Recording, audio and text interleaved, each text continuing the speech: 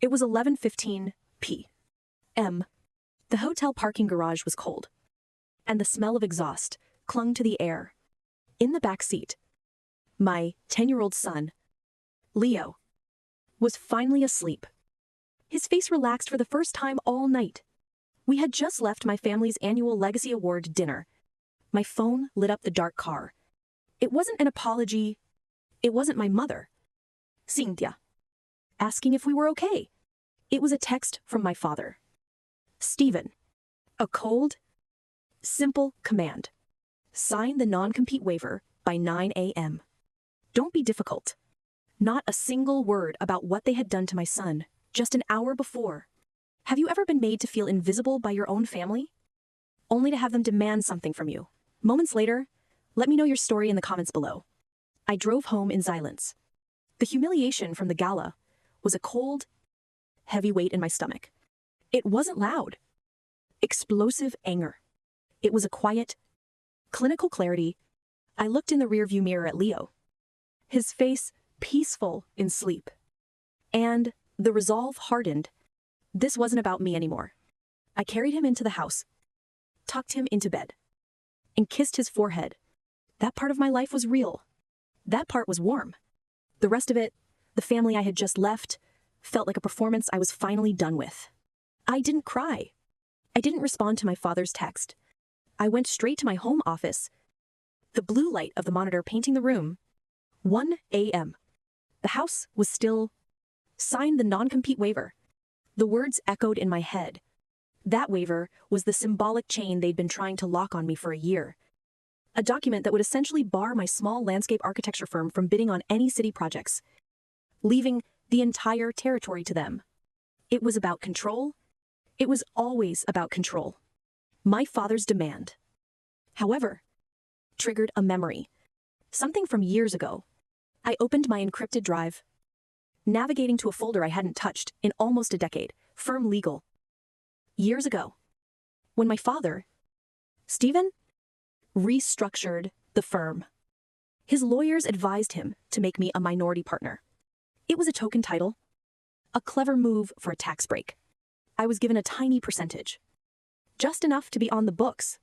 I was never meant to have any real power. I was just the scapegoat, the inconvenient daughter, given a title that didn't mean anything. Until now, I pulled up the corporate bylaws, a document so dense and boring I'd never actually read it. I scrolled, my eyes scanning the legal jargon. Article 1, Article 2, all standard. Then, buried deep in Article 7, Section 4. I found it, the minority partner legacy clause. My breath caught. It was a clause my father had put in to protect himself from his own siblings decades ago, and he'd forgotten it was still there. It stated that any new contract, venture, or expenditure over $1 million required unanimous partner approval. Unanimous. I stared at the words, and suddenly, my father's 11:15 p.m. text made perfect, sickening sense. He wasn't just being cruel. He was being sloppy. He needed me to sign the waiver, to legally push me out of his territory, before he could finalize the firm's new, highly publicized $2 million museum wing contract. He needed my signature. He needed my compliance. I looked at the text on my phone. Don't be difficult. A slow, cold smile spread across my face. I wasn't just the difficult daughter anymore. I was the one person who could burn his entire $2 million legacy to the ground with a single email, and they had just given me every reason to do it.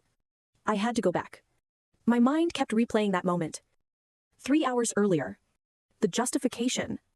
The hotel ballroom was suffocating in the smell of expensive perfume and warm champagne. My mother, Cynthia, was in her element. Her PR director smile glued in place. Gliding between city officials, my father, Stephen, was holding court by the stage, accepting praise for the firm's vision. It was all a performance. This year's theme was the future generation. A large display stood near the entrance, showcasing the firm's supposed legacy. My sister Chloe, the golden child, and stood beside it, her hand resting on her daughter Nora's shoulder. They were all beaming as donors admired the sterile, cold CAD drawings of a shopping plaza designed by my nieces, Nora and Ella. Such sophisticated work for their age. A city councilman said. Cynthia just glowed, tucked in a dark corner. On a small, unsteady easel was my son, Leo's contribution. He'd worked on it for weeks. It was an intricate, beautiful, hand-drawn blueprint of a treehouse city, complete with innovative public spaces and sustainable garden bridges. It was brilliant. It was full of life. It was everything their sterile CAD drawings were not. Leo saw his grandmother, Cynthia, approaching. His face lit up, and he ran over, grabbing her hand. Grandma, did you see mine? It's the treehouse city. Cynthia's smile didn't waver. She patted his head, a gesture that looked warm, but was all ice. She leaned in, and I was just close enough to hear her whisper, the killing blow. Oh, honey, that's sweet.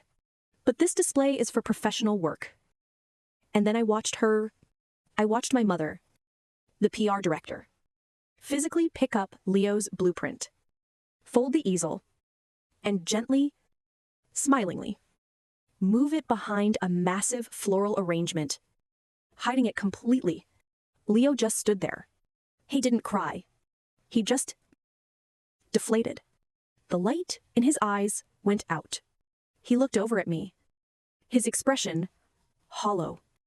And in that second, I saw my entire childhood mirrored in his face.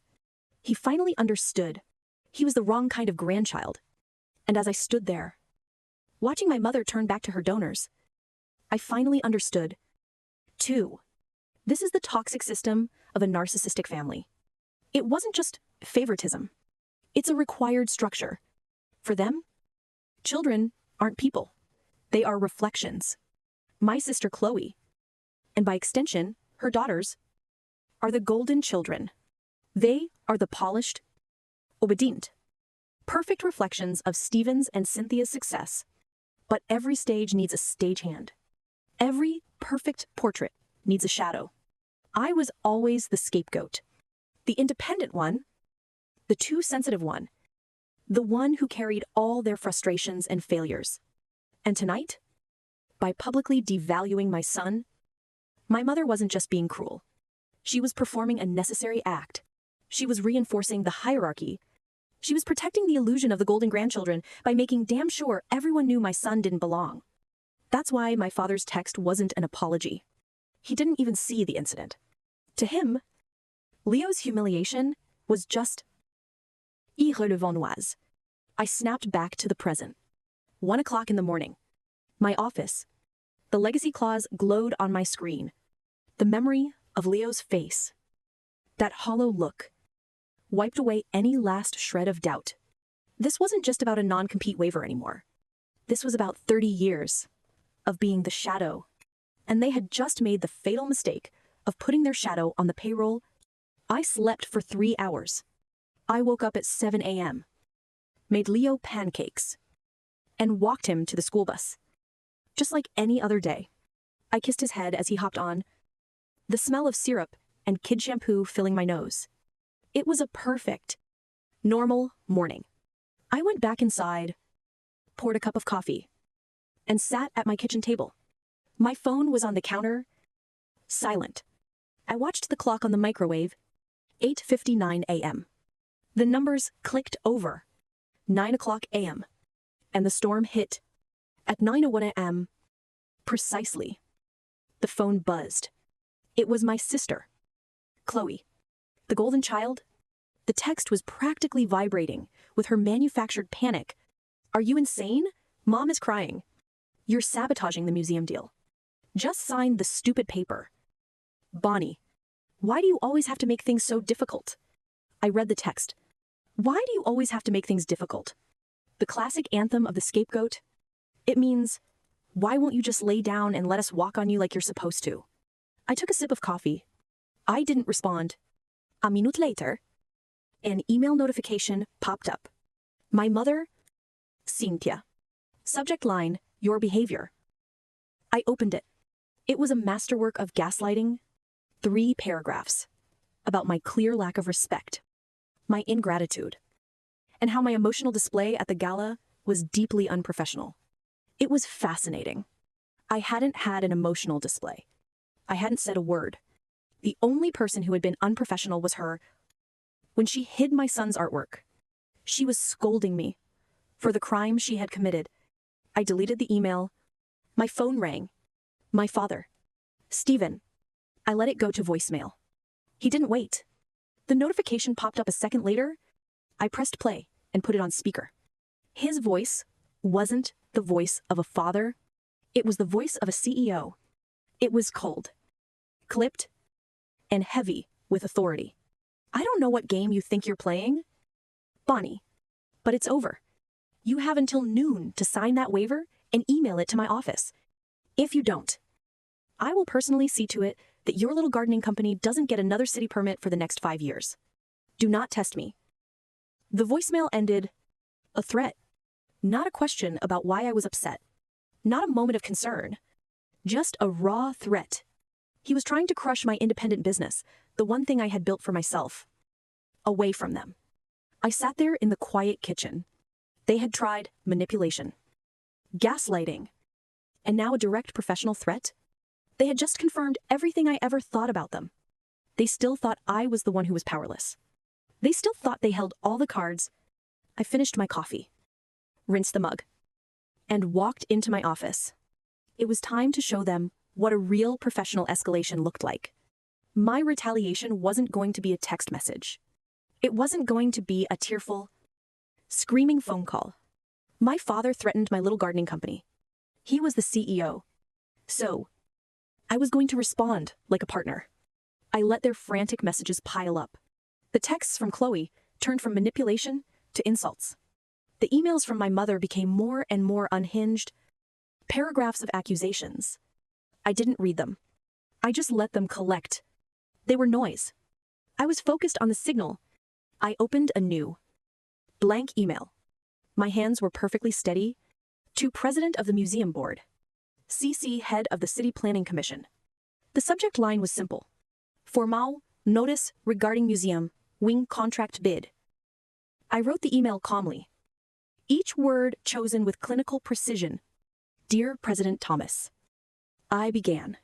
For your records, I am writing as a minority partner in the Harrison architectural firm. I attached the PDF of the firm's bylaws.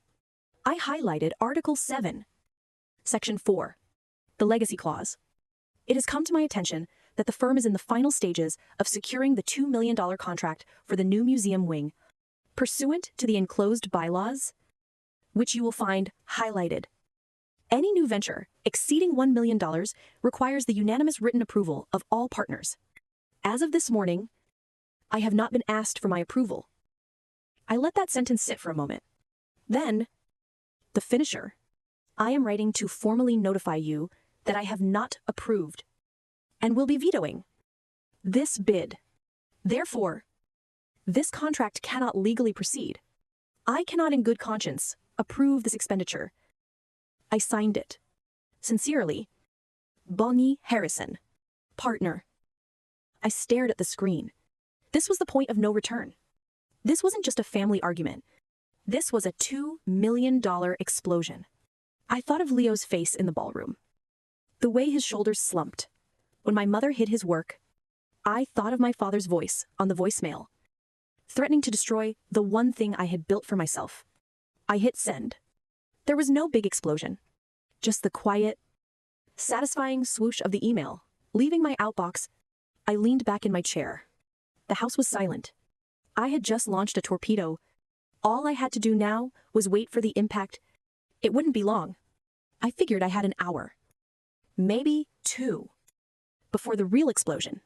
My father would have to call the museum president, who would then have to confirm he'd received my email. The blast radius was going to be enormous. My phone rang about an hour later. I looked at the screen. It was my brother, James. My heart sank. James was the firm's chief financial officer, the numbers guy. He was also the only one who ever showed me any kindness, though it was always quiet, passive. He never stepped in. He just watched. I expected him to be the one to yell the loudest, to tell me I just torpedoed his career along with everyone else's. I picked it up, bracing myself. James. There was silence on the other end. For a long, heavy second. Just the sound of him breathing. Then, his voice came. But it wasn't angry. It was a strained, tight whisper. Like he was hiding in a stairwell. Bonnie. What did you do? I kept my voice calm. Clinical? I vetoed the museum contract. Dad's voicemail this morning was the final push. Another long silence. I could hear a car horn in the background. He definitely wasn't in his office. Bonnie, he said, and his voice cracked with a strange, sharp emotion. You have no idea what you just did. You just saved me. I froze. That was not the reaction I was expecting. What are you talking about? James, I thought I just blew up the firm. You did, he said. And the words came out in a desperate rush. Thank God. Bonnie, you did? God, I've been sleeping in my office for 2 weeks. I couldn't figure out a way out of this. A way out of what? The contract? He whispered, his voice frantic. The $2 million museum contract. It's not clean. It was never clean. I sat down. The blood in my veins turned to ice as he started talking. It wasn't just about a contract. It was about Chloe, our golden child sister. Apparently, Chloe had a secret. A massive, secret gambling debt. Not a few $1,000s. We were talking $500,000. She was in deep, way over her head. And the people she owed money to were done waiting. So, Stephen, our father, the CEO, had a plan. The $2 million contract was a Trojan horse. The budget was intentionally and illegally overinflated. The plan was to secure the deal, use a series of shell companies and faked invoices for materials, and embezzle $500,000 to quietly pay off Chloe's bookies, all to save the golden child from public humiliation. I felt sick. But you're the CFO. He could never do that without you seeing it. That's the best part. Bonnie, he said, his voice thick with a bitter, cold anger I'd never heard from him. I was the final piece of the puzzle. Once the money was out, and Chloe was safe, the audit would eventually find the accounting errors. And who do you think was going to take the fall for that? The CEO's perfect, beloved daughter, or the stressed out, overworked CFO, who just happened to be the other child, the disposable one? He was going to frame him. My father was going to send his own son to prison to save his daughter.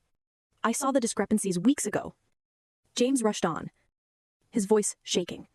I've been trying to find a way to stop it. But he had me cornered. If I blew the whistle, he'd claim I was in on it from the start. If I did nothing, I'd be the one they'd serve up to the investigators. I was trapped. Bonnie. I leaned against the wall, my knees weak. I thought I was just getting justice for my son. I had no idea I was walking into a criminal conspiracy. Your email, James said, and I could almost hear the broken, relieved smile on his face. Your veto, it didn't just stop the contract. It triggered an immediate audit from both the city and the museum board. It blew the whole thing wide open before he could set me up. You didn't just pull the plug. Bonnie, you handed them the evidence. He took a shaky breath. You just saved my life. That night, the knock I'd been waiting for finally came. It wasn't a polite knock. It was a frantic, pounding, desperate sound that rattled the front door. I looked through the peephole. There they were. My father, Stephen, and my mother, Cynthia. But these weren't the polished, powerful people from the gala. Their public masks were gone, melted away. My father's tie was loose, his hair a mess. My mother's eyes were red and swollen, her face blotchy and ugly with panic. I opened the door, but I didn't step aside to let them in. I just stood there. Blocking the entryway, Cynthia lunged forward, her voice a hoarse, begging whisper. Bonnie, please. You have to call them back. You have to tell them you made a mistake. You'll ruin Chloe. We'll lose everything. You'll destroy this family. This family, I said, my voice quiet. You mean your investment? Your public image? Stephen stepped forward, pushing my mother aside. He tried to use his last weapon, his CEO voice. This has gone on long enough, he commanded. You've made your point. You're upset. We get it. Now, be a good daughter and fix this. Fix this. After all of it, after humiliating my son, after threatening my career, after planning to frame my brother, he still thought I was just a disobedient employee who needed to be put back in her place. And as I looked at their two desperate faces, the final piece of clarity clicked into place. I finally understood the truth that every scapegoat needs to learn. They don't fear losing you. They fear losing control over you. This wasn't grief. This wasn't a family coming to apologize. This was an extinction burst. The desperate, ugly, final thrashing of two narcissists who had just realized all their weapons, their money, their threats, their gaslighting, their flying monkeys were completely useless. Their power was an illusion, and it only worked as long as I agreed to play the game. By quietly refusing, I had taken away their control, and in doing so, I had dismantled their entire sense of self. I looked my father in the eye. All the fear I used to feel was just gone, replaced by a cold, steady, calm. You needed me to sign a waiver. Stephen, I said, my voice even.